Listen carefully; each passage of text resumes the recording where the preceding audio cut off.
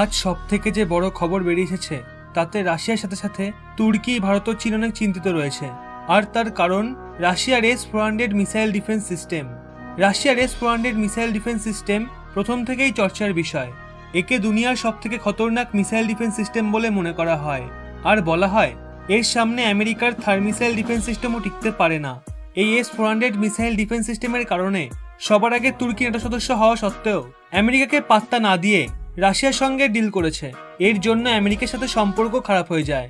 তারপর ভারত ও আমেরিকার অজস্র হুমকি সত্ত্বেও রাশিয়ার সাথে S-400 মিসাইল ডিফেন্স সিস্টেমে ডিল করে আর আমেরিকার ব্যান করার বিপদ নিজের ঘাড়ে নেয়।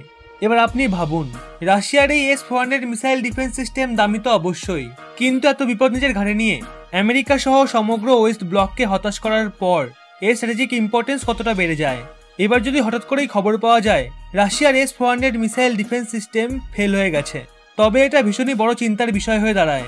আসলে এই সময় রাশিয়ায় কাপকাস 2020-র অন্তর্গত অনেক মিলিটারি এক্সারসাইজ চলছে, আর ওখান থেকেই খবর পাওয়া গেছে এক্সারসাইজের সময় রাশিয়ার S-400 missile defence system fail করেছে।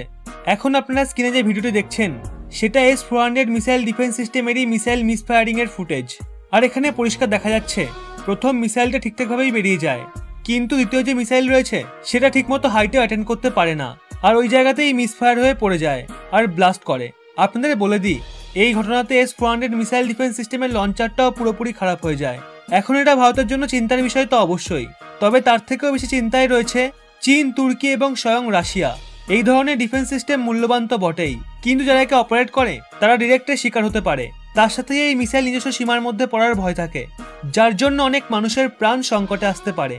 আমার মতে যেহেতু রাশিয়ার S-400 missile defence system trial ফেজের থেকে অনেকটা এগিয়ে গেছে আর এখন অপারেশনাল ফেজে রয়েছে, তার সাথে এটাকে অন্যান্য দেশকে বিক্রিও করা হচ্ছে, তাই রাশিয়ার এই ঘটনাকে একেবারে হালকা নেওয়া কখনোই উচিত নয়।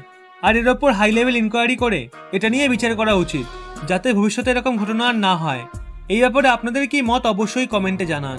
কিন্তু আরো একটা প্রশ্ন এখন মাথাচাড়া দিচ্ছে, সেটা হলো চীন যে S-400 নিয়ে রেখেছে সেগুলো যদি এভাবে ফেল হয় তবে তো চীনে ডবল অ্যাকশন হবে। ভারত মিসাইল ছুড়লে সেটাকে ধ্বংস করতে S-400 মিসাইল ডিফেন্স সিস্টেম থেকে বেরিয়ে আসা মিসাইল ভারতের মিসাইলকে তো ধ্বংস করতে পারবেই না, উল্টে সেটাও চীনের ওপরই পড়বে। আমি কিছু কি ভুল বললাম? এই ব্যাপারে আপনাদের কি মনে হয় অবশ্যই কমেন্টে জানান।